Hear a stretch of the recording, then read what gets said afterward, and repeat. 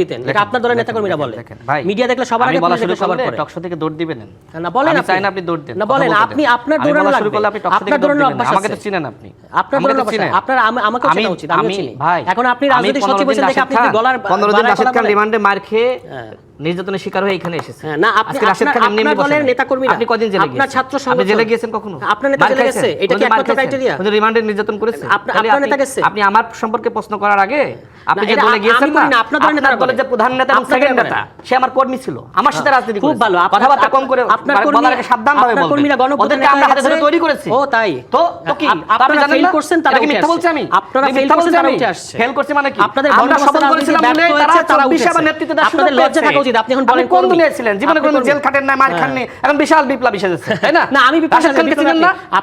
এই টেলিভিশন হাউসের প্রত্যেক সাংবাদিককে জিজ্ঞেস করেন হুইজ রাশেদ কেন? খান। আমার সাংবাদিক জিজ্ঞেস আমি দেখি আপনি আবার আমার সামনে আপনাকে আমি দেখি আমার ছিলেন না, আপনাকে আমি আমার সাথে করে প্রশ্ন করবেন। আপনাকে কখনো আমি রাস্তা পাই নাই তো। 2 দিন হইছে আপনাকে আমি সচিব হইছে, এত গলা উচ্চায়েন না। 2 দিন হইছে মাত্র রাজনৈতিক সচিব হইছে। আমি কথা বলার সময় আপনি কেন আপনি আমার সঙ্গে আপনার কথা বলার সময় আমি কাউন্টার দিয়েছি, আপনি তো শুরু করলেন। আপনি আপনার কথা বলেন, তাই না? বন্দোবস্তের কথা বললেন, তো আমি বন্দোবস্তের কথা তো শুরু করলাম। রক্ত দিতে হয়েছে মানুষকে, তারপর একটা অন্তর্বর্তী সরকার এসেছে, তারা অনেক ধরনের সংস্কার প্রস্তাব করেছে, তারপর একটা সুষ্ঠু নির্বাচনের মধ্যে দিয়ে আপনি ক্ষমতায় এসেছেন।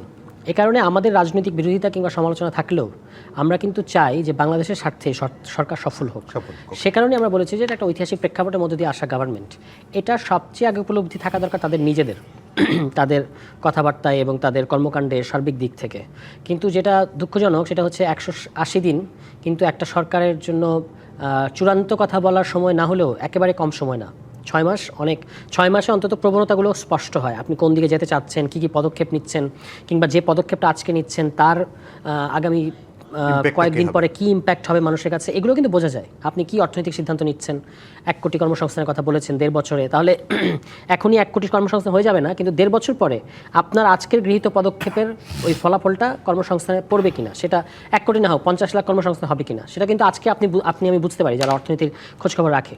দ্রব্যমূল্যের পরিস্থিতি, আইনশৃঙ্খলা পরিস্থিতি, গণতান্ত্রিক সংস্কার, প্রাতিষ্ঠানিক যে স্বচ্ছতা, জবাবদিহি, দুর্নীতি, এই যেগুলো আসলে একটা সরকারের সাফল্যের ইন্ডিকেটর, তার প্রত্যেকটা জায়গায় কিন্তু সরকার আমি বলবো শোচনীয়ভাবে ব্যর্থ হয়েছে, এবং একটা মন্ত্রণালয় দেখাতে পারবেন না যারা পারফর্ম করছে। সরকারের সবচেয়ে বড় ট্রাম্প কার্ড ছিল ফ্যামিলি কার্ড, তারা ফ্যামিলি কার্ড দিচ্ছে।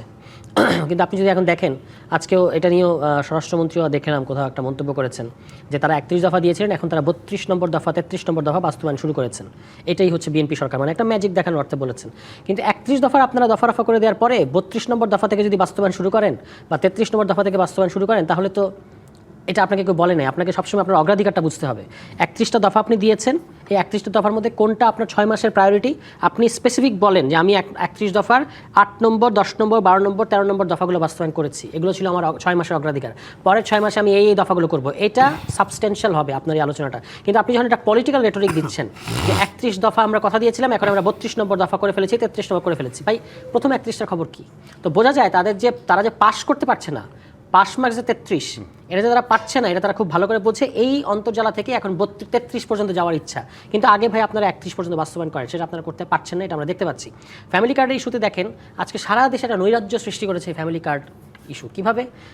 ইউএনও সহ সরকারি কর্মকর্তা কর্মচারীদের, মাঠ প্রশাসনে যারা আছে, তাদের জীবন একেবারে একটা গজব নেমে এসেছে এই ফ্যামিলি কার্ডের জন্য। আপনি একাধিক উপজেলায়, প্রায় 18-20টা উপজেলা আমি নাম বলতে পারবো, যেখানে কোথাও বলা হচ্ছে, এই ভাষাগুলো খেয়াল করবেন, জবাই করা হবে ইউএনওকে যদি আমাদের কথা না শোনা হয়। বিএনপি লোকেরা বলছে আছাড় মারবো, লাথি মেরে আপনাকে বের করে দেবো, তালা মেরে দেওয়া হচ্ছে, জিপ পাটেকে ছিঁড়ে ফেলবো। এইগুলো হলো তাদের ভাষা। কি তাদের আপত্তিটা কি, বক্তব্যটা কি? বক্তব্য হচ্ছে ওই যে তথ্য সংগ্রহকারী এবং সুপারভাইজার, এই 2টা পদে তাদের লোক নিয়োগ দিতে হবে, এবং কারা ফ্যামিলি কার্ডের দাবিদার হবে, কারা সুবিধাভোগী, সেই নামের তালিকাটা তাদের কাছ থেকে নিতে হবে। তো তার মানে যে 18, 20টা 25টা জায়গায় যে সমস্যা হচ্ছে, বাকি জায়গায় আরও যে 495টা উপজেলার মধ্যে বাকি জায়গায় ইউএনও তার মানে তাদের সাথে কম্প্রোমাইজ করেছে, এই কারণে ওখানে সমস্যা হচ্ছে না। ফ্যামিলি কার্ড তো সবার পাওয়ার কথা, গ্র্যাজুয়ালি সবাই পাবেন। আপনি বলেছেন তারেক রহমান বলেছেন যে জুবাইদা রহমানও ফ্যামিলি কার্ড পাবেন। আচ্ছা, আপনি এটা 4 কোটি পরিবারকে দেওয়ার কথা, অগ্রাধিকার ভিত্তিতে দেবেন আপনি, ঠিক আছে। এখানে আপনি আপনার দলীয় লোকদেরকে ইনভলভ করলেন কেন? তারা কি প্রশাসনিক কাঠামোর কোথায় তারা অবস্থান করছেন? এটার জন্য তো আপনার এই পুরো ফ্যামিলি কার্ড প্রকল্প একেবারে সর্বশেষ লেয়ার হচ্ছেন ইউএনও সাহেব, যিনি তার প্রশাসনিক কর্মকর্তাদের দিয়ে কারা কারা এটার দাবিদার ফিল্ড অ্যাসেসমেন্ট করবেন, সুমারি করবেন, তার মধ্যে থেকে সুবিধাভোগী যারা তাদের দেবেন। কিন্তু বিএনপি নেতারা যেটা করছে, সামনে যেহেতু স্থানীয় নির্বাচন, বিশেষত সবার আগে ইউনিয়ন নির্বাচন হবে, এখন তারা এই কার্ডের প্রলোভন দেখিয়ে যে আমাদেরকে ভোট দিলে তোমাদেরকে কার্ড দেবে, এবং তাদের আপনি অনেক জায়গায় দেখা যাচ্ছে বিএনপির যারা অবস্থা সম্পন্ন যারা সচ্ছল তারা আসলে এই কার্ড নিজেদের নামে পাচ্ছে। তাহলে এবং সবচেয়ে বড় কথা যেটা একটা লোক বিসিএস দেবে, রাষ্ট্রের একটা ইউএনও আজকে হয়েছেন, একটা সরকারি রাষ্ট্রীয় কর্মকর্তা, তার একমাত্র কমিটমেন্ট হলো জনগণের কাছে এবং রাষ্ট্রের কাছে। বিএনপির ধরেন এই মাঠ লেভেলের অশিক্ষিত যারা অ্যাক্টিভিস্ট আছে তারা যদি আজকে ইউএনও একটা পদকে অপদস্থ করে, আমি দেখলাম যে মহিলা ইউএনওকে তারা মপ করে পারলে মানে নাজেহাল করে শারীরিকভাবে হেনস্থা করবে, এরকম একটা অবস্থা চলে গেছে। তাহলে এই যে একটা আমরা মোটামুটি একটা বক্তব্য পেলাম সার্বিক, ফ্যামিলি কার্ড পর্যন্ত থাকি, এরপরে অবশ্যই আপনার কাছে বক্তব্য আসবো। রাশেদ খান নিশ্চয়ই উত্তর দেবেন, আমার প্রশ্ন করার কিছু নাই। না, আপনি প্রশ্ন করতে পারেন, প্রশ্নের পাশাপাশি উত্তরটা অনেকক্ষণ তো কথা শুনলেন, এগুলো একটু উত্তর পাই তারপর প্রশ্ন করব অবশ্যই। সবাইকে সালাম এবং শুভেচ্ছা। দেখেন, আজকে তুষার সাহেবরা তো সরকারের সমালোচনা করছে এবং সমালোচনা তো করবেই, কারণ তারা অপোজিশনে আছে এবং তাদের দায়িত্বই সরকারের গঠনমূলক সমালোচনা। কিন্তু গঠনমূলক সমালোচনা আর সরকারের বিরুদ্ধে চক্রান্ত করা, সরকারকে ফেলিয়ে দেওয়া, এটি আসলে এক জিনিস নয়। এই মুহূর্তে এনসিপি যেখানে তাদের নিজেদের সক্ষমতা অর্জন করে তারা ভবিষ্যতে ক্ষমতায় যাওয়ার চিন্তা করা দরকার ছিল, এমনকি প্রধান বিরোধী দল হওয়ার চিন্তা করা দরকার ছিল, সেখানে তারা আসলে জামাতের মুখপাত্র হিসেবে কাজ করছে। তাদের 1 ডজন মতন নেতা তৈরি হয়েছে, কিন্তু কর্মী নাই। যাত্রাবাড়িতে সর্বশেষ যে প্রোগ্রাম করলো, দেখেন অনেক সাধারণ মানুষ তো, খেটে খাওয়া মানুষ তো বিএনপি প্রোগ্রামে আসে। এমনকি যে সময় ফ্যাসিস্ট আওয়ামী লীগ ক্ষমতায় ছিল সেখানেও গিয়েছে অনেকে, তাই না? তো এই যে একটা শ্রেণীর মানুষ যারা গরিব, আমরা দেখেছি যে এনসিপির আত্মপ্রকাশের পরে এই মানুষগুলোকে কিভাবে আসলে এক প্রকার টাকার লোভ দেখিয়ে সমাবেশে আনা হয়েছিল। এবং সেই সময় টেলিভিশন চ্যানেল, অনেক গণমাধ্যমে, ইউটিউব চ্যানেল, যারা সামাজিক যোগাযোগ মাধ্যম ব্যবহার করে, সেই বক্তব্যগুলো আসলে প্রচার হয়েছিল। তো মাঝখানে আমার কাছে মনে হয়েছিল যে সমালোচনার কারণে হয়তো এনসিপি তাদের সাংগঠনিক যে সক্ষমতা, আগামীতে প্রধান বিরোধী দল হওয়া বা ক্ষমতায় যাওয়া, সেদিকে হয়তো তারা মনোনিবেশ করেছে। কিন্তু সর্বশেষ যাত্রাবাড়ির প্রোগ্রামে দেখলাম যে তারা আসলে এক ধরনের টাকা দিয়ে ভাড়া করে লোক এনে সমাবেশ সফল করলো। এবং তারা বলছে যে আগামীতে যেটি হবে যে ঢাকার 2টি সিটি কর্পোরেশনে তাদের মেয়র প্রার্থী নাকি পাশ করবে। খুব ভালো কথা, এই ধরনের যদি থাকতেই পারে, আশা থাকতে পারে। কিন্তু সেখানকার যে আপনি ভিডিওগুলো দেখেন অনেকে প্রকাশ করেছে, সেখানেও কিন্তু লোক ভাড়া করে এনে সমাবেশ সফল করা লেগেছে। এখন দেখেন বাংলাদেশের ইতিহাসে আপনি দেখাতে পারবেন না যে কোথাও আসলে এইভাবে ভাড়া করা লোক দিয়ে গণ অভ্যুত্থান হয়েছে। এমনকি এই যে 24-এর গণ অভ্যুত্থান, এটিও সফল হয়নি। সুতরাং এনসিপির প্রতি আমার যে পরামর্শ থাকবে যে আপনারা নিজেদের সক্ষমতা অর্জনের দিকে আগে মনোনিবেশ করেন। বিএনপির পতন ঘটিয়ে যদি আপনি ক্ষমতায় না যেতে পারেন, যদি আওয়ামী লীগের হাতে ক্ষমতা আবার ধরিয়ে দেন, তাহলে আপনার লাভটা কি? আওয়ামী লীগ ফিরে এসে তো আপনাকে ফাঁসিতে ঝুলাবে। বিএনপিরও ক্ষতি করবে, কিন্তু আপনার তো বেশি হবে, কারণ আওয়ামী লীগের ক্ষোভ তো সব থেকে বেশি এনসিপির প্রতি, তাই না? আচ্ছা, যাই হোক, তুষার সাহেব যেটি বলছিলেন যে সরকার এই করছে সেই করছে, সরকার আসলে পাস মার্কই অর্জন করতে পারছে না। জি, আপনারা তো 18 মাস ক্ষমতায় ছিলেন। 18 মাসে আপনারা তো 33 তো দূরে থাক, আপনারা তো সব মিলে 10ও অর্জন করতে পারেন নাই। সংস্কার কথা বলছিলেন না, বলছিলেন যে আমরা সংস্কার না করে কোনো নির্বাচন দেব না। এখন এনসিপি বলবে যে ওই সরকার তো আমাদের ছিল না। আর ওই সরকারের যিনি বলা যায় যে সবথেকে প্রভাবশালী উপদেষ্টা নাহিদ ইসলাম, তিনি এই দল গঠন করেছেন উপদেষ্টা থাকাকালীন সময়ে। এবং এটি আমি চ্যালেঞ্জ করে বলতে পারি যে ওই যে মন্ত্রীপাড়ায় নাহিদ ইসলামের যে বাসা, সেই বাসায় বসে এনসিপি নামক দল গঠিত হয়েছে। এবং সব কিছু যে সময় ফাইনাল হয়ে গেছে সেই সময় তিনি পদত্যাগ করে দলে তিনি আহ্বায়ক হয়েছেন। তো একটা কিংস পার্টি আপনারা একটা জুলাই গণ অভ্যুত্থানকে কেন্দ্র করে এই ধরনের পার্টি আপনারা গঠন করতে পারলেন? এটা কি গণ অভ্যুত্থানের সাথে বেইমানি না? অন্যান্য স্টেক হোল্ডারদের সাথে বেইমানি করে আপনারা কিভাবে সরকারের সুযোগ সুবিধা নিয়ে ডক্টর মোহাম্মদ ইউনূসের তত্ত্বাবধানে আরও কয়েকজন উপদেষ্টার সহযোগিতা নিয়ে আপনারা একটি দল গঠন করলেন? তো এই দল তো গণমানুষের দল না। এখন যে গণমানুষের কথা বলতেছেন, আপনাদের এই গণমানুষের জন্য আন্দোলন করতে ন্যূনতম লজ্জা থাকা উচিত। কারণ আমি তো বাস্তব প্রমাণ, ওই সময় তো আমি গণ অধিকার পরিষদের সাধারণ সম্পাদক, আমাদেরকে অসংখ্যবার নাহিদ ইসলাম ডেকেছে, তাই না? উপদেষ্টা থাকাকালীন সময়ে দল গঠন করার জন্য আমাদেরকে ডেকেছে। এমনকি যে দেখেন, তিনি এর আগে যে রাষ্ট্র সংস্কার আন্দোলন নামক যে রাজনীতি তিনি করতেন, তাই না? অ্যাডভোকেট হাসনাত কায়ুম সাহেব বাংলাদেশের একজন খুবই, আমি মনে করি একজন ভালো মানুষ, সৎ লোক।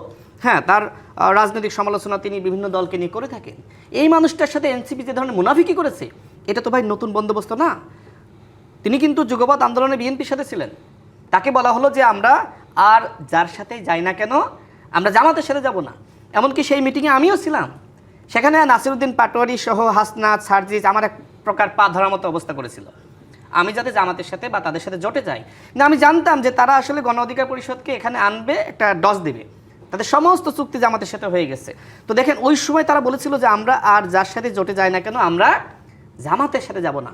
এবং সেই কথার উপর আস্থা রেখে এই যে হাসনাত কায়েম সাহেব তাদের সাথে এসেছিল, অথচ বিএনপির সাথে তিনি যুগপৎ আন্দোলন করেছেন, লড়াই করেছেন, সংগ্রাম করেছেন, হয়তো বিএনপির সাথে জোটগতভাবে ইলেকশন করলে তিনি আজকে এমপি হতে পারতেন। কিন্তু এই মানুষটার সাথে এনসিপি প্রতারণা করেছে, কারণ তিনি তো কখনো জামাতের রাজনীতি করবেন না। এবং তুষার সাহেবও বলতে পারবে যে হাসনাত কায়েম সাহেব একজন কতটা ভালো মানুষ, কারণ তিনি একসময় আমার আইনজীবী ছিলেন, আমরা যে সময় 2018 সালে জেলে গিয়েছি। এখন এই মানুষটা সর্বশেষ এনসিপি সম্পর্কে কি বলেছে জানেন? যে এনসিপি জাতির যে ক্ষতি করেছে এনসিপিও জানে না। তো এরকম হাজারো হাসনাত কায়েমদের অভিশাপে এনসিপি আজকে মানে দেখেন যে ধরনের সম্ভাবনা সৃষ্টি হয়েছিল, সেই সম্ভাবনা আজকে কোথায় গিয়েছে? আজকে তারা ফ্যানের বাতাস খাচ্ছে আর সামনে হ্যারিকেন বসিয়ে মানে তারা বলছে যে মানে গ্যাস দাও, বিদ্যুৎ দাও, নাইলে গদি ছেড়ে দাও। হ্যাঁ, তো গদি যদি বিএনপি ছাড়ে সেই গদিতে আপনাকে তো আগে বসতে হবে। জামাতকে বসাবেন? আপনি তো বলেছিলেন জামাত স্বাধীনতা বিরোধী, সার্বভৌমত্ব বিরোধী, মানচিত্র বিরোধী। এই জামাত যদি ক্ষমতায় যায় দেশ ধ্বংস হয়ে যাবে না। এই কথা নাসিরউদ্দিন পাটোয়ারি বলেছিল, নাহিদ ইসলাম বলেছিল জামাত কোনো সংস্কার চায় না, জামাত সংস্কারের নামে পিয়ারের নামে জাতির সাথে ধোঁকাবাজি করছে। তাহলে আমার কথা হলো যে জামাতের সাথে সংস্কারের জন্য গিয়েছেন, তাহলে কি? তাহলে এই যে 11 দলীয় জোট, যদিও 2 দল তাদেরকে বর্জন করেছে, এখন 9 দলীয় জোট তো সংস্কারের নামে প্রতারণা করতেছে। এবং এই কথা তো নাহিদ ইসলাম বলেছিল। আর নাহিদ ইসলাম কি বলেছিল? 11 দলীয় জোট বোধহয় না, 9 দলীয় জোট, 2 দল চলে গেছে। জামাতের বিরুদ্ধে নানান ধরনের অভিযোগ, কর্তৃত্ববাদের অভিযোগ এবং আরও অনেক অভিযোগ, যে তারা আমাদেরকে ন্যূনতম মূল্যায়ন করে না, আমাদের সাথে আলোচনা করে না, এরকম অনেক অভিযোগ করে তারা আসলে ওই জোট ছেড়ে দিয়েছে। তো যে কথা বলছিলাম, নাহিদ ইসলাম বলেছিল যে এদেশের মানুষ জামাতের নেতৃত্বকে গ্রহণ করবে না। দেখেন আল্লাহর কি খেলা, এই নাহিদ ইসলাম জামাতের নেতৃত্বকে গ্রহণ করেছে। যে সময় জামাতের সাথে জটে গেল, আজকে তুষার সাহেব এখানে আছেন, তিনি তীব্র প্রতিবাদ জানিয়েছিলেন। এমনকি এই যে ইলেকশন মেকানিজমের কথা বলে না, জামাত তো এনসিপির সাথে সব থেকে বেশি মেকানিজম করেছে, তার আসনে মেকানিজম করেছে, তাকে ন্যূনতম সহযোগিতা করে নাই। এবং জামাত সম্পর্কে নির্বাচনের পরেও আমি তার মুখ থেকে অনেক গরম গরম বক্তব্য শুনেছি। মাঝে মধ্যে নিজের কাছে আমি প্রশ্ন করি, এইটাই কি তুষার সাহেবের সংস্কার? যে তিনি যে জামাতের গঠনমূলক সমালোচনা সবসময় করেছেন, তিনি এখন জামাতের কোনো সমালোচনা আমি এখানে করি, দেখবেন তিনি নোট করবেন এবং তিনি সেগুলোর উত্তর দিবেন। তো এইটা তো ভাই নতুন বন্দোবস্তের রাজনীতি না। আচ্ছা দেখেন, বাংলাদেশে যে লোডশেডিং হচ্ছে, বিদ্যুৎ বা গ্যাস সংকট, এটার জন্য কি বিএনপি সরকার দায়ী? এই যে 16 বছরে বাংলাদেশে যেভাবে সংকট সমস্যা সৃষ্টি করা হয়েছিল, আপনারা 18 মাসে কতটুকু পরিবর্তন করতে পেরেছেন? যদি আপনারা 18 মাসে কাঙ্ক্ষিত পরিবর্তন করতে পারতেন, তাহলে বিএনপি সরকার দায়িত্ব গ্রহণ করার পরে তারা আরও পরিবর্তন করতে পারত। কিন্তু এই যে ফখরুদ্দিন মঈনুদ্দিনের 2 বছর, তারপরে আওয়ামী লীগের 16 বছর, ডক্টর মোহাম্মদ ইউনূসের প্রায় 2 বছর, সব মিলে কয় বছর হলো? প্রায় 20 বছর না? তো এই 20-21 বছরের সমস্যা উত্তরাধিকার সূত্রে বিএনপি সরকার পেয়েছে। এটা কি 6 মাসে সমাধান করা সম্ভব? মানে আমি অবাক হয়ে যাচ্ছি, শেষ করে 1 মিনিটে, আমি অবাক হয়ে যাচ্ছি, যেখানে এনসিপির মতন দল, যাদের তো মাথায় রাখা উচিত আমরা যে বিশৃঙ্খলা সৃষ্টি করছি জামাতের ফাঁদে পা দিয়ে, যদি এই কারণে আবারও জামাত যে হুমকি দিয়েছে। দেখেন গতকাল আমি দেখলাম যে জামাতের একজন এমপি আব্দুল্লাহ মোহাম্মদ তাহের সাহেব, তিনি কি বলেছেন? তিনি বলেছেন অ্যাজ এ পলিটিক্যাল পার্টি যদি আওয়ামী লীগ ফিরে আসে আমাদের কোনো আপত্তি নাই। এবং এর আগে জামাতের যিনি আমির, তিনি কি বলেছিলেন? তিনি বলেছিলেন আওয়ামী লীগকে সাধারণ ক্ষমা ঘোষণা করেছিলেন শুরুতে। এবং এরপরে তিনি কিছুদিন আগে নির্বাচনের আগে যে কথা বললেন, নির্বাচনের আগে তিনি বলেছিলেন যে আপনার আওয়ামী লীগকে তো সাধারণ ক্ষমা ঘোষণা করলোই। এবং দেখেন তাদের অনেক নেতৃবৃন্দ কিন্তু আওয়ামী লীগ সম্পর্কে নমনীয় বক্তব্য দিয়েছিল। ও সর্বশেষ যে কথা বলেছিল যে 96-র মতন আমাদেরকে প্রস্তুতি নিতে হবে। তার মানে কি? তার মানে তারা এখন চাচ্ছে যে আওয়ামী লীগকে নর্মালাইজ করে এনসিপি জামাত এখন সরকার বিরোধী আন্দোলন করবে। এই জন্য আমি গতকাল একটি বক্তব্য রেখেছি যে এখন এই এনসিপি এবং জামাত তারা নব্য আওয়ামী লীগ হয়ে উঠছে। তাদের কথাবার্তা বক্তব্যগুলো তিনি অনেক গালিগালাজের কথা বলেন না, বলেছেন যে এনসিপি এখন জামায়াতের শীর্ষ সংগঠন, এরকম মন্তব্য করেছেন। হ্যাঁ, এরকম রিপোর্টও আছে আমাদের কাছে। আমি এই আলোচনাটা আসবো, একটা বিরোধ সংগ্রাম করে এই পর্যন্ত এসেছি না। দেখেন এই যে আমরা দেখেছি নির্বাচনের পর এবং নির্বাচনের আগে মির্জা আব্বাস সাহেব থেকে শুরু করে বিএনপির শীর্ষ নেতৃবৃন্দ, এমনকি আমাদের মাননীয় প্রধানমন্ত্রী জনাব তারেক রহমান, তার মেরুদণ্ড যে 11-এর সময় ভেঙে দেওয়া হয়েছিল সেটি নিয়ে নাসিরউদ্দিন পাটোয়ারি কি ভাষায় কথা বলেছে। এমনকি আমাদের প্রধানমন্ত্রীর সহধর্মিণী কন্যা থেকে শুরু করে শেষ করি, তার কন্যা থেকে শুরু করে এমন কোন মন্ত্রী না যাদের সাথে তুইতুকারীর ভাষায় কথা বলে নাই। তাহলে এই যে এনসিপি যে সময় শুরুর দিকে দেখবেন তারা কিন্তু মোটামুটি একটা ব্যালেন্সড পলিটিক্স করছিল, নতুন বন্দোবস্তের রাজনীতি করছিল। এবং এই সম্ভাবনা দেখে ডাক্তার জারা থেকে শুরু করে অনেক, এমনকি তুষার সাহেবরা, তারা রাষ্ট্র সংস্কার আন্দোলনের রাজনীতি না করে তারা কিন্তু এনসিপিতে যুক্ত হয়েছিল। ওই যে ফরিদ সাহেব থেকে শুরু করে আরো অনেকে। এই মানুষগুলো পরবর্তীতে কেন এনসিপি ছাড়লো? কারণ এনসিপি যেটি করেছে? নতুন বন্দোবস্তের রাজনীতি ছেড়ে তারা জামাতের নতুন বন্দোবস্তের অনেকগুলো রাজনীতি প্রশ্ন করছে। যা অলরেডি সারোয়ার তুষারের জন্য চলে এসেছে, উত্তরগুলো নেব, একটা বিরতি নিয়ে আসি। সারোয়ার তুষার প্রস্তুতি নেবেন নিশ্চয়ই, আপনারাও থাকবেন আমাদের সঙ্গে। দর্শক, আপনারা আছেন প্রযুক্তি বাংলাদেশ অনুষ্ঠান। আমন্ত্রণ আরও একবার প্রযুক্তি বাংলাদেশে। আমাদের সঙ্গে স্টুডিওতে আছেন প্রধানমন্ত্রীর রাজনৈতিক সহকারী রাশেদ খান এবং এনসিপি যুগ্ম আহ্বায়ক সারোয়ার তুষার। সারোয়ার তুষার, অনেকগুলো প্রশ্ন আপনার সামনে জমে গেছে, যেগুলো আসলে অভিযুক্ত করলেন রাশেদ খান। জি, দেখুন, ভণ্ডবস্তের চিফ আর্কিটেক্ট কিংবা প্রধান সিপাহ সালার যদি অন্যকে ভণ্ডবস্তের জন্য দায়ী করেন, তাহলে সেটা যেমন একটা হাস্যকর ব্যাপার হয়, এখানেও সেরকম একটা ব্যাপার হয়েছে। আমি আপনার কয়েকটা ভণ্ডবস্তের উদাহরণ দিই। প্রথম ভণ্ডবস্ত হচ্ছে এই যে হাসনাত কাইয়ুমের নাম উনি নিলেন, এই হাসনাত কাইয়ুমদের সাথে তাদের একটা রাজনৈতিক দল করার কথা, সেটা গণ অভ্যুত্থানের অনেক আগে, 22-23 বা 21-22 এরকম সময়। পেপার পত্র সব রেডি, দফায় দফায় মিটিং। তারপরে কি হলো, আগামীকাল আপনি প্রেস ক্লাবের সামনে দল গঠন হবে, তারা এবং হাসনাত কাইয়ুমের সাথে যারা আছে তারা মিলে।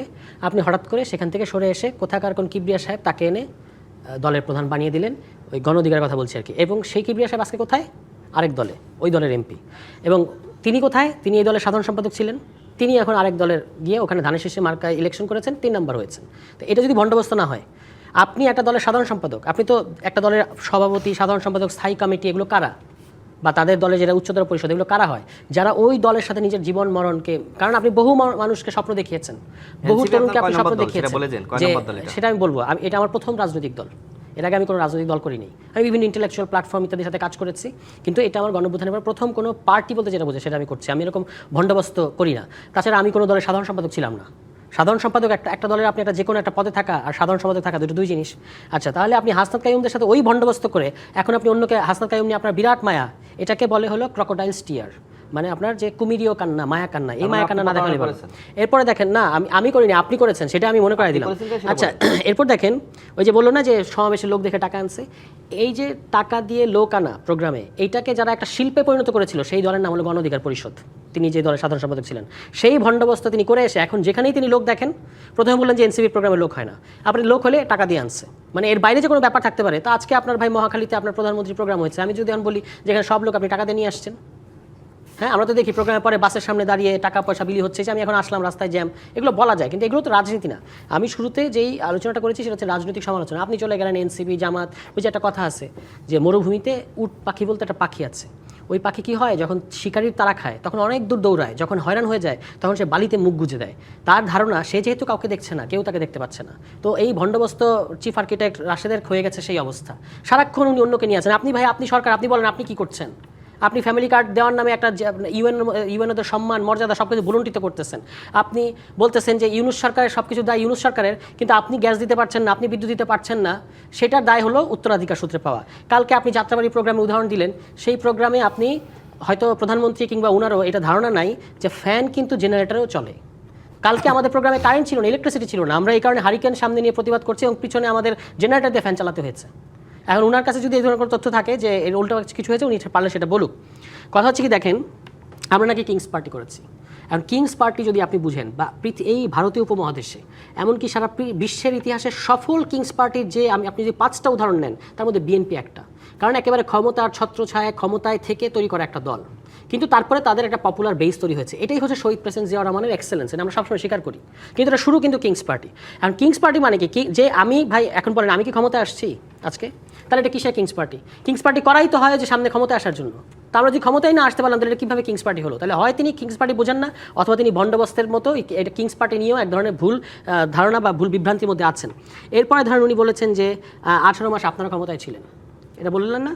মির্জা ফখরুল ইসলাম আলমগীর সাহেব, যিনি একজন বর্ষিয়ান রাজনীতিবিদ, বর্ণাঢ্য রাজনৈতিক ক্যারিয়ার, এই দলের দীর্ঘদিন, এখনও মহাসচিব, হয়তো কিছুদিন পরে থাকবেন না, সামনে আমাদের মহামান্য রাষ্ট্রপতি হতে যাচ্ছেন বলে মনে হচ্ছে। তিনি কিছুদিন আগে সাক্ষাৎকার দিয়েছেন, এই 4 আগস্ট কিংবা 3 আগস্টে প্রথম আলোতে। কী বললেন উনি?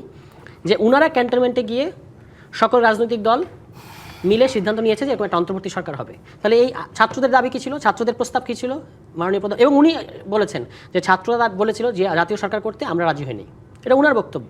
তাহলে আপনারা সেটা করতে দেন না, অন্তর্বর্তী সরকারটা হলো আপনাদের ব্রেইন চাইল্ড। আপনি এখন বলছেন যে এটা হলো এনসিপির সরকার, ওখানে আপনাদের নাহিদ ইসলাম সাহেব ছিলেন। নাহিদ ইসলাম সাহেব কয়দিন ছিলেন?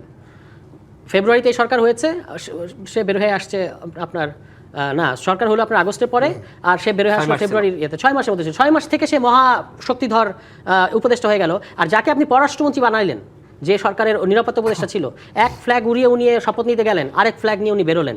বাংলাদেশে যিনি 1 সেকেন্ডের জন্য এই ট্রানজিশন সময়ে যে ব্যক্তি 1 সেকেন্ডের জন্য ক্ষমতা শূন্য ছিলেন না তিনি হচ্ছেন সেই ব্যক্তি, এবং তিনি হলো মাস্টার মাইন্ড সব কিছুর। এই যে লন্ডন মিটিং, সেখান থেকে এসে দুই দল না, দেখেন 2 দল বলে ফেলেছি কেন, কারণ এটা পৃথিবীতে নজিরবিহীন। দল এবং সরকারের কোনোদিন এভাবে বিবৃতি হয় না, কিন্তু সেটা কিন্তু আমরা তাও কি লন্ডনে গিয়ে একটা দেশের প্রধান উপদেষ্টাকে জিম্মি করে, এই যে যমুনার সামনে আপনাদের নয়ন, আপনাদের ইশরাক, তারা আন্দোলন করলো, জিম্মি করলো প্রধান উপদেষ্টাকে, তার অসুস্থ স্ত্রী, তখন তারা ভয় পেয়ে গেলেন এবং তাদেরকে আপনারা লন্ডন নিয়ে বাধ্য করলেন। কি হলো? সরকার এবং রাজনৈতিক দল, পৃথিবীতে আপনি এরকম কোনো উদাহরণ দেখাতে পারবেন না যে যৌথ বিবৃতি দিল, দেশের মধ্যে সব দল পড়ে আছে। এগুলো আপনারা করলেন, আপনারা ওই সরকারের অ্যাটর্নি জেনারেলকে এই সরকার আইনমন্ত্রী বানাইলেন, আর সরকার হলো এনসিপির। তো এগুলো হলো যে ভণ্ডবস্ত টাইপের যে যুক্তি, এটা দিয়ে রাজনীতি হয় না। রাজনীতি হচ্ছে, আমরা দেখতে পেয়েছি যে এই যে বললেন যে অন্তর্বর্তী সরকার কিছুই করে নাই, যেগুলো ভাই করেছে সবগুলো বাতিল করে দিলেন আপনারা। যে কয়টা ভালো অধ্যাদেশ করেছে, একটা হলো যদি ভালো অধ্যাদেশ করে থাকে সেটা বাদ করলো কারা? আপনারা করলেন। মানবাধিকার অধ্যাদেশ বাদ করে দিলেন, গুম অধ্যাদেশ বাদ করে দিলেন। এখন আবার যেগুলো করছেন এগুলো এই মানবাধিকার কর্মীরাই বলতেছে যে এটা 2009 সালের ওই আওয়ামী লীগের আইনের চেয়েও খারাপ আইন। জি, রাশেদ খান। দেখেন, তিনি বললেন তিনি এর আগে কখনো কোনো রাজনীতি করেননি, কিন্তু আমি তাকে দেখেছি অসংখ্যবার তিনি রাষ্ট্র সংস্কার আন্দোলনের রাজনীতি করেছেন। তিনি এখন অস্বীকার যান, এর কারণটা না, অস্বীকার যাওয়ার কোনো কারণ নেই। আমার কোনো পদ ছিল না, দেখেন কোনো পদ ছিল, আপনার মধ্যে সাধারণ সম্পাদক পদ ছিল কি না ছিল সেটা হ্যাঁ, আমি তো রাজপথে ছিলাম। আমি আপনাকে দেখেছি রাজপথে, আমি আপনাকে কখনোই দেখি নাই, তবে রাষ্ট্র সংস্কার অফিসে আমি দেখেছি। আপনাকেও কেউ দেখা যায় না কখনো। পুলিশ দেখলে আপনি সবার আগে দিতেন, এটা আপনার দলের নেতাকর্মীরা বলে।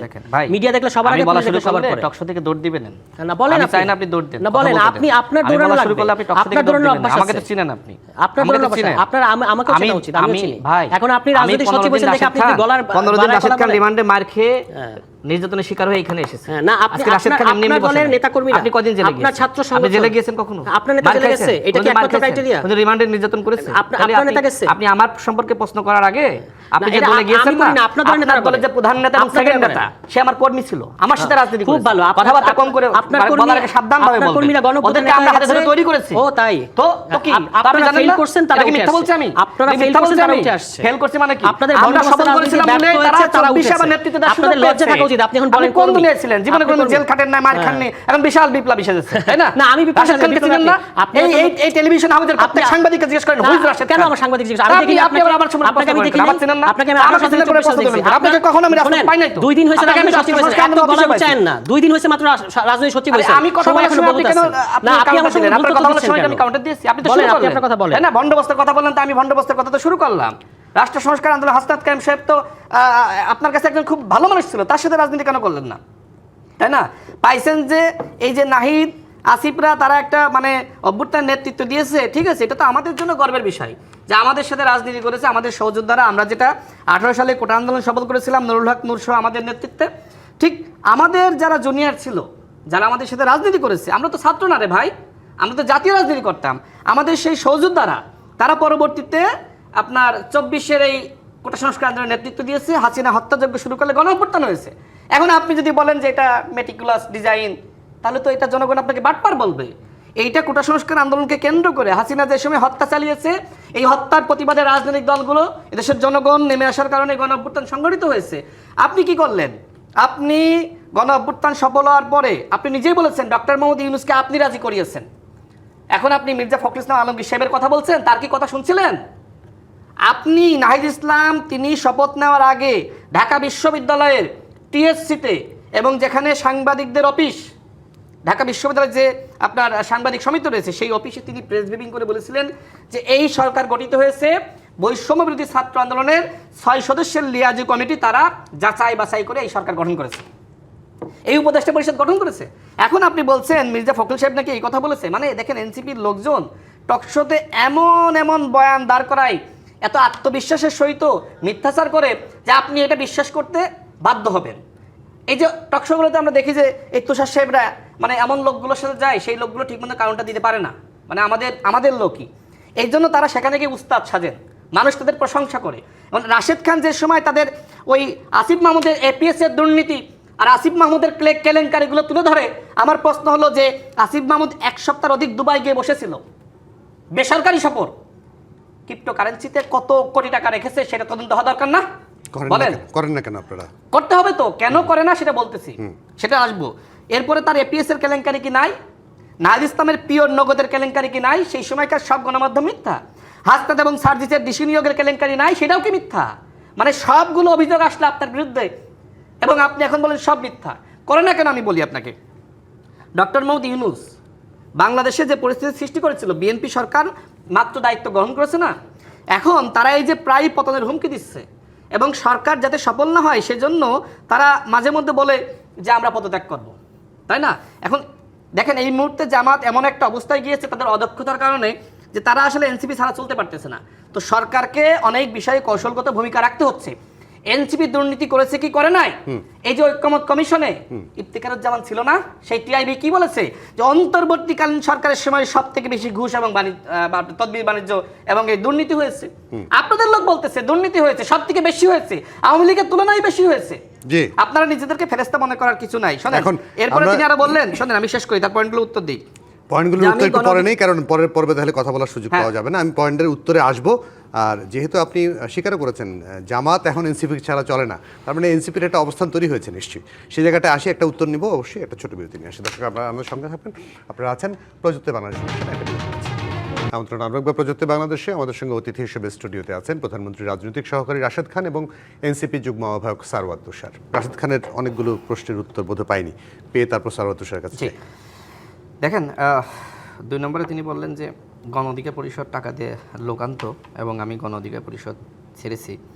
তো এই ছাড়ার হিসাব যদি করেন তাহলে এনসিপির অধিকাংশ নেতাই তো মা এবং বাপ ছেড়ে আসা, মানে মূল দল ছেড়ে আসা। তো সেই জায়গায় আসলে আমার নিয়ে কথা বলতে লাভ নেই। আমি তো বিএনপিতে জয়েন করেছি নুরুল হক নূরের সাথে আলোচনার ভিত্তিতে, এবং আমি যদি নুরুল হক নূর বা হাসান আল মামুনের সাথে আলোচনা না করে কোনো একটা দলে যোগদান করতাম সেটা নিয়ে আপনি প্রশ্ন তুলতে পারতেন, কিন্তু আমি আলোচনা করেছি।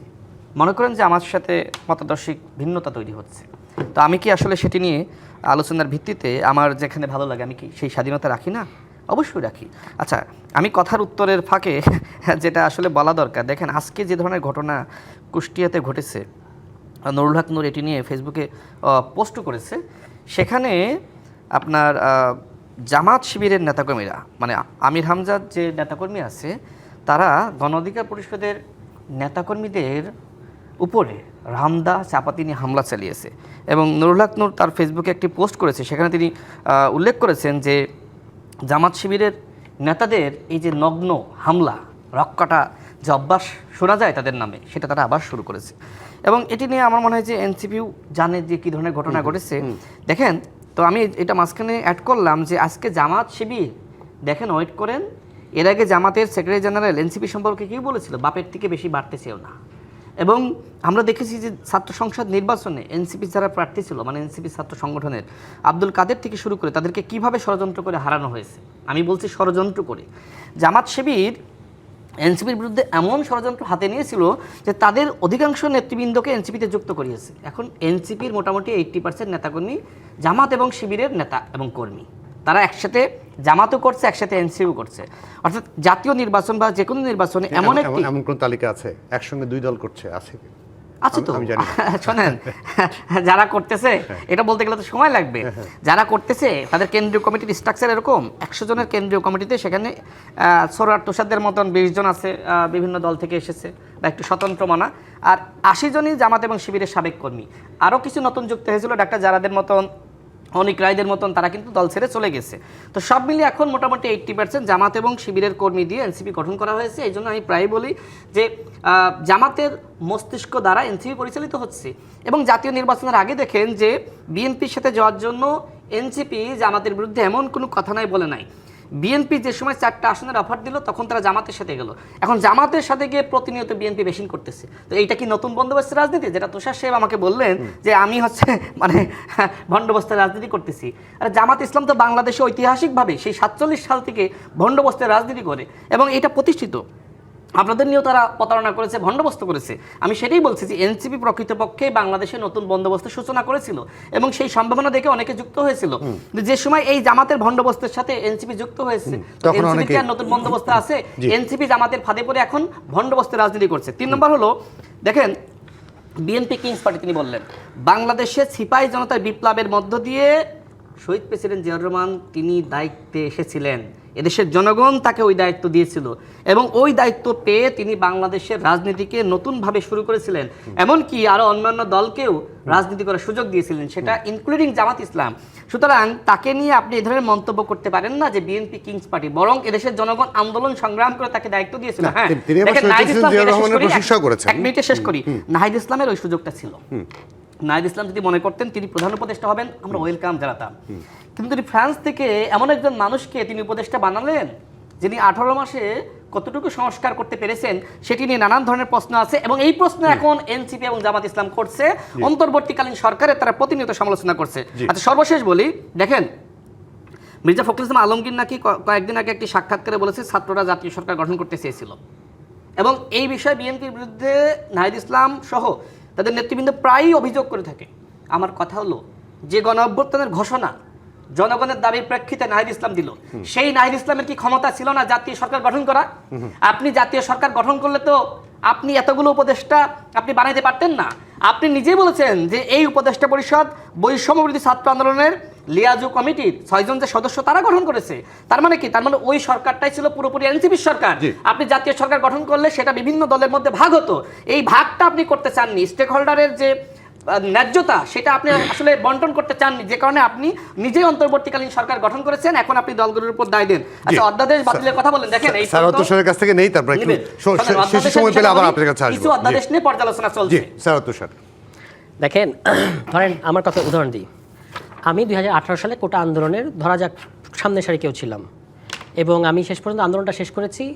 ফ্যাসিস্ট শেখ হাসিনা, যিনি অবৈধ প্রধানমন্ত্রী, ততদিনে অবৈধ প্রধানমন্ত্রী হয়ে গেছেন, অসংখ্য গুম করেছেন, শাপলা মেসাকার করেছেন, পিলখানা হত্যাকাণ্ড ঘটিয়েছেন, ক্রস ফায়ার করছেন, ডিজিটাল নিরাপত্তা আইনে মানুষ বন্দী করছেন, টাকা লুট করছেন, নির্বাচনী ব্যবস্থাকে ধ্বংস করে দিয়েছেন, ওই শেখ হাসিনাকে আমি মাদার অফ এডুকেশন ঘোষণা দিয়ে আমি আন্দোলনটা শেষ করেছি।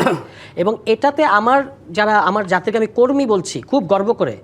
আমি হইলে, মানে যে কোনো মর্যাদা সম্পন্ন ব্যক্তি হলে আসলে লজ্জিত হওয়ার কথা যে আমার কর্মীরা আমার ভণ্ডবস্তে, যে আমি যেহেতু মাদার অফ এডুকেশন ঘোষণা করলাম, আমি যেহেতু এই আন্দোলনে আপোষ করলাম এবং 18 সালেই তো শেখ হাসিনা পতন হওয়ার কথা, সেটা যেহেতু আমি করলাম না, বরং আমি মাদার অফ এডুকেশন ঘোষণা করে দিলাম, আমার যারা রাজনৈতিক কর্মী, মানে যাদের রাজনৈতিক বুঝ আছে, তারা আমাকে প্রত্যাখ্যান করে ছেড়ে দিয়ে চলে এসছে। এখন আমি জায়গায় বেজায়গায় ওই হতাশা ঢাকতে, ওই ব্যর্থতা ঢাকতে আমি বলি যে এরা আমার কর্মী ছিল। তো আমার যদি লজ্জা থাকে, আমি তো এটা কোনোদিন মুখে উচ্চারণ করবো না যে আমার কর্মীরা আজকে গণ অভ্যুত্থানের টপ নেতা। আর যখন তারা আপনার ওই উপদেষ্টা হিসেবে শপথ নিচ্ছে, তখন সেই প্রোগ্রামে আমি গিয়ে ডিনার খেয়ে আসছি। আমার তো মানে মর্যাদা সম্পন্ন মানুষ হলে ডিনার কোথায়, আমি সেদিন কোথায় গিয়ে কান্নাকাটি লুকাইতাম সেইটা আমি ব্যবস্থা করতাম বা খোঁজ করার চেষ্টা করতাম। সেটা না করে আমি এখন সব জায়গায় গিয়া সারের মতো চেঁচাচ্ছি যে আমার কর্মী ছিল। এটা কি গর্ব না লজ্জা, সেটা আগে ভেবে দেখা দরকার। এটা হলো 1 নম্বর জিনিস। দ্বিতীয়ত হচ্ছে আপনার, উনি বললেন যে এই আজকের যে ঘটনার কথা বললেন, যে কোনো হামলা নিন্দাজনক, এটা তো অবশ্যই, এটা তো বলার অপেক্ষা রাখে না। আমরা বলেছি রাজনীতিতে সহিংসতা করা যাবে না, কিন্তু কয়েকদিন আগে যখন হবিগঞ্জে আমাদের উপর হামলা হলো, তখন এই রাশেদ খান বলেছেন যে এটা আমরাই ঘটিয়েছি। যখন ঝালকাঠিতে আপনার আপনার নাসিরের উপর হামলা হলো, তখন বলেছেন নাসির এই হামলা করিয়েছে। আমি কোথায় বলেছি? ঠিক আছে, আপনি এগুলো কন্টিনিউয়াসলি বলেন। এবং সে না আপনি এবং সে বলেছে এই যে আমাদের একটা ছেলের চোখে আঘাত পাইছে এবং তার আসলে দৃষ্টিশক্তি, উনি এই স্টুডিওতে বসে বলেছেন যে স্থানীয় বাসিন্দারা এই কাজটা করেছে। উনি কিন্তু তখন এটা কাইন্ড অফ জাস্টিফাই করেছেন এবং উনি এটা বলেছেন যে নাসিরউদ্দিন পাটোয়ারিকে ছাড়া আসেন তাহলে হামলা হবে না। মানে তার মানে হচ্ছে যে নাসিরউদ্দিন পাটোয়ারিতে গেছে এবং হামলা হয়েছে, এটার মাস্টারমাইন্ড হচ্ছে তিনি এই হামলাগুলো করিয়েছেন। ঠিক আছে, আজকে তিনি সুতরাং হয় এই গালিগালাজটা বন্ধ করেন অথবা তাকে বাদ দিয়ে আসেন। আজকে জামাতও বলতে পারে যে ওই এলাকার লোক সংক্ষুব্ধ হয়ে গণঅধিকার মানুষজন মারছে, এটা কি বিশ্বাসযোগ্য হবে? তো এটার ক্ষেত্রে কিন্তু বিশ্বাসযোগ্য না। জামাত তো বলেছিল বাপের থেকে বেশি বাইরেও না, কত না সেটা আরেক জিনিস, সেটার সাথে এটা জামাত দাবি করেছে তারা গণঅভ্যুত্থান মাস্টারমাইন্ড। যে কোনো কিছু ঢুকায় না, যেটা পয়েন্টে থাকেন, টপিকে থাকেন, যে আপনি হবিগঞ্জে হামলা এলাকাবাসী করছে আর কুষ্টিয়ার হামলা জামাতের নেতাকর্মী করছে, এটা হচ্ছে তার লজিক। এবং নাসিরউদ্দিন পাটোয়ারিকে ছাড়া আসেন প্রোগ্রাম করতে দেব, তার মানে নাসিরউদ্দিন পাটোয়ারি গেলে হামলা কারা করছে? এই রাশেদ খান করছে, কিংবা এই যে আরেকজন বিমান প্রতিমন্ত্রী না কি মন্ত্রী জামালপুরের, তিনিও একই কথা বলেছেন। এরা হলো এই হামলাগুলোর উস্কানিদাতা, নির্দেশদাতা, এটা তারাই প্রমাণ করে দিয়েছে। ঠিক আছে, ওরা এগুলো বলেন কেন? একটু মার্জিত ভাষায় কথা বলে শেখেন। আরে ভাই, আপনি 2 দিন ধরে সরকারে কি এত জ্ঞান দেন না? কি জ্ঞান দেন? এত জ্ঞান দেন না ভাই, আপনি কি শব্দ উচ্চারণ এত জ্ঞান দেন, এরাও বলা যাবে না। আপনার কাছে ভাষা শিখতে হবে নাকি এখন? মানে আপনার কাছে আপনি কি ভাষা বিজ্ঞানী? আপনার কাছে ভাষা শিখতে হবে, ভাষা শিখতে হবে, সভ্যতাও শিখতে হবে, সবই আপনার কাছে শিখতে হবে। অবশ্যই এত গরম দেখান না রাশেদ, বহু মানুষ সরকারে ছিল, আজকে দেশ থেকে পালাই গেছে। এমন ভাষায় কথা বলেন মনে হচ্ছে যে আমি আপনার বন্ধু ছিলাম বা অন্য একজন বন্ধু আপনার বন্ধু ছিল। এই যে বন্ধু আপনি থাকতে হবে কেন? মন্ত্রীদেরকে শুধু নাম উচ্চারণ করেন, হ্যাঁ আমি কোথায় নাম উচ্চারণ করলাম? আমি তো বললাম আপনি বিমান এরকম- প্রতিমন্ত্রী। আপনি নাসিরুদ্দিন আমি বললাম পাটোয়ারির বিমান কাছ থেকে প্রতিমন্ত্রী। এই না, শব্দটা বলেন- শিখতেছেন। বলেন কোথায় আমি আপনি নাম উচ্চারণ ভাবতেছেন করছি? নাসিরুদ্দিন পাটোয়ারি বলেন কোথায় কোনো নাম আলোচনায় উচ্চারণ ছিল করছি? না, হঠাৎ করে গালি কোথায় নাম উচ্চারণ করলাম? আমি তো সাক্ষী। আপনি যদি আমি মনে তো বিমান করেন প্রতিমন্ত্রী নাসিরুদ্দিন পাটোয়ারি বলছি। হবেন, তাহলে আপনার আমি বিমান রাজনৈতিক প্রতিমন্ত্রী- না, ভবিষ্যৎ আমার তো কিছু নাই। নাসিরুদ্দিন পাটোয়ারি দরকার নাই। আপনি তাই আপনি হইতেছেন। ঠিক করেন, আপনি কি হবেন? আপনিও তো কি আপনার বলেন ভাষাগুলো তো আছে, দেখেন। দেখছেন? না, আমি কি ভাষা? বলেন কোন ভাষা? আমি বলছি আপনার আপনি ভাষাটা আপনি আপনার নিজেই কাছে ভাষা জানেন। শিখবো। আপনি কি বলেন? আপনি ঢাকা আপনি আমার বিশ্ববিদ্যালয়ের ভাষা সামনে বিজ্ঞানের মিথ্যা বললেন অধ্যাপক। না। কোথায় এইখানে মিথ্যা দাঁড়িয়ে বললাম? আমার সামনে আপনার তো মিথ্যা বলতেছেন, আগাগোড়া তাহলে মিথ্যা। কি? আপনি আরেকজনকে মিথ্যা বলতেছেন। আমার আগাগোড়া আপনি আপনি তো আরে পুরো আপনার তো তথ্যই মিথ্যা রাজনীতি দিলেন। বললেও কিছু নাই, মিথ্যার উপর তো দাঁড়িয়ে আছেন না, এখন। আপনার রাজনীতি আছে। রাজনীতি থাকলে আজকে আরেক আমি- দলে গিয়ে আমি যে- ওই রাজনৈতিক আমি- সহকারী আপনি হয়ে কোন দলে নিজের গিয়েছেন? রাজনীতি করতেন কোন দলে না। গিয়েছেন? আরেক দলে আরে গেছেন, আপনি নিজের যে দল দলে- রেখে। শোনেন, নিজের যে- দল যে রেখে, দলের নেতৃত্বে- নিজের দল যে রেখে দলের যে আরেক নেতৃত্বে দলে জোট যায়, গঠন তার করেছেন কাছে না, এত- লজ্জা এত- থাকলে এত কথা আপনি মানে না। বলেছেন জামাতের নেতৃত্বকে দেশের মানুষ গ্রহণ করবে না, লজ্জা থাকলে এই জামাতের নেতৃত্বকে আপনারা গ্রহণ হ্যাঁ, করতেন না। জামাতকে এই দেশে প্রতিষ্ঠা করছে কে? গলায় দড়ি দেওয়া দরকার ছিল। নাহিদ ইসলাম যখন এই জামাতকে কথা দেশে- বললো, জামাতের- এই কথা বলার পরেও জামাতের কিভাবে নাহিদ ইসলাম জামাতের গেল? সাথে যখন আপনারা ছিলেন তখন এগুলো মনে ছিল না? জামাতের সাথে ছিল কখন? BNP জামাতের যখন নেতৃত্ব ছিল? আপনি গণঅভ্যুত্থান মন্ত্রী দেন নাই, মন্ত্রী বানান নাই? নাহিদ ইসলাম মন্ত্রী বানান নাই? শোনেন, তখন মনে ছিল না? এটা কি ফ্ল্যাগ দেন নাই? নেতৃত্ব দিয়েছিল জামাত? নেতৃত্ব দিতে হবে কেন? রাখছেন কিনা? তাদেরকে আপনি mainstream এক করছে দফার কে? ঘোষণা দিয়ে আপনি তাদেরকে mainstream কিভাবে করছে আপনি কে? আপনি বললেন তো বলেন শহীদ এদেশের প্রেসিডেন্ট মানুষ রহমান। জামাতের নেতৃত্বকে গ্রহণ করবে না, সেই নাহিদ ইসলাম কোন লজ্জায় জামাতের নেতৃত্ব গ্রহণ করলো? জামাত কেন নেতৃত্বে আছে? তো জামাত নেতৃত্ব নাতে কি আছে? কোথায় নেতৃত্বে আছে? এই সরকার 11 তো দলের জন্য আপনারা। নেতৃত্ব কে দেয়? আপনি সরকার দেন? তো আপনারা। এটা কে দেয়? 11 দল তো আলাদা জিনিস, আরে, 11 দল তো সরকার না। শোনেন, আপনি শোনেন, এখানে ভাষা আমি শিখাইতে আইছেন যতগুলো না। অভিযোগ করেছি, শুক্র উত্তর দিতে দুই দিন পেরেছেন? হয়েছে। একটা উত্তর দিয়েছেন? শুক্র 2 দিন হয়েছে আপনি- সরকারে গেছেন। আরে শুক্র কি হয়েছে? আপনি 11 মাস সরকারে ছিলেন না? এখনই আপনি আপনি তো দিয়েন না। মানুষকে, শোনেন, তাদের এখনই ভাষার জ্ঞান দিতে একজন আইছেন না। উপদেষ্টা আমাকে আপনার বলেছিল অন্তত আপনার কাছে যে ভাষা রাষ্ট্র শিখতে হবে চালাতে না দিব না, আমাদের। দেশ চালাতে দিব না, সেই আপনার- উপদেষ্টা মাহফুজ আলম। ওনার ফেসবুক আপনারা কি না স্ট্যাটাস করেছেন? আপনারা 18 মাসে যে মাহফুজ আলম কে? মানুষকে মাহফুজ আলম আমাদের কেউ নাকি? মানুষকে মাইনাস করেছেন, মাহফুজ কে আলম মাহফুজ আলম? আমাদের নাহিদ কেউ ইসলাম এখনো পর্যন্ত উপদেষ্টা। সেটা তাদের ব্যাপার, আমার তাদের কি? ব্যাপার মানে কি? সে কি আমার রাজনৈতিক আপনারা দলের কেউ 18 মাসে নাকি? পুরো সে কি গণঅভ্যুত্থানকে আমার ধ্বংস রাজনৈতিক দলের কেউ করেছেন। নাকি? আপনি- গণঅভ্যুত্থানকে আপনারা যেভাবে কলঙ্কিত করেছেন, চাঁদাবাজি, টেন্ডার বাণিজ্য, থানা থেকে চাঁদাবাজদেরকে আমি সাজিয়ে প্রতিদিন দিয়েছিলাম। পত্রিকা আসতেছে চাঁদাবাজি, আপনাদের হান্নান টেন্ডারবাজির বাজারকে নামে। থানা থেকে চাঁদাবাজদেরকে সাজিয়ে শুনেন, আনা নাই? আপনাদের নামে কথা আসছিল বিকাশ, শোনেন, এই বিকাশ সেই বিকাশ এসব মানে কি? কথা আসছে। বিকাশের টাকা এগুলা- দিয়ে নাহিদ, এগুলা আসিফ বলেন না। রাজে, মাহফুজ, সেই বিকাশের টাকা শোনেন, দিয়ে আপনারা কি করছেন? আপনাদের যে দলের আন্দোলন নেতাকর্মীরা করেছে, বলে, সে খরচ দেওয়া হয়েছে। আপনাদের আরে দলের আপনি নেতাকর্মীরা বলে। গণঅভ্যুত্থানের কোনো ইতিহাস জানেন? আপনি জানেন? আপনার যে আপনি গণঅভ্যুত্থানে আপনি যে কোথায় ছিলেন? একবার ঘোষণা দিয়েছেন, আপনি কোথায় ছিলেন আমি গণঅভ্যুত্থানের সময় কোথায় ছিলাম খোঁজ নেন। বলেন। টেলিভিশনের সাংবাদিকদের আপনি খোঁজ নেন আমার সম্পর্কে, আমি কোথায় ছিলাম? মানে তাহলে জানেন না আপনি কোথায় আপনার ছিলেন? কাছে বলতে হবে নাকি? কোথায় ছিলেন আপনি? আপনি বলেন। কোথায় ছিলেন? আপনাকে তো আমি দেখি না তার কখনো। দলে, তার মাঠ পর্যায়ে দেখি না, দল শুধু তার বুদ্ধি সাবেক দল। বুদ্ধি। শোনেন, এই বাংলাদেশের যদি আপনারা বুদ্ধিজীবীরা মাঠ সব পর্যায়ে করতে দেখা যায়, পারতো, পুলিশ দেখে ওই সবার আগে একটা ভোট দিতেন। বুদ্ধিজীবীরা, পুলিশের শোনেন, সবার আগে ভোট দিতেন। বুদ্ধিজীবীরা পরামর্শ দিয়েছিল, দেশ শোনেন, স্বাধীনের দরকার ওই যে নাই। যে আপনাদের হাসনাত মতো কাইয়ুমের নাম বুদ্ধিজীবীরা, বলছেন, সে এটা হাসনাত কাইয়ুম টকশো জিজ্ঞেস দেওয়া করেন নাই। কোথায় ছিলাম? আন্দোলন সংগ্রাম তো না, কখনো আপনারও করেন টকশো নাই। দেওয়া নাই। আপনি জেল ওই জুলুম হাসনাত খাটেন কাইয়ুম না, জিজ্ঞেস এখন সে করেন। বড় বড় বিপ্লবী হয়েছে। আপনি কোথায়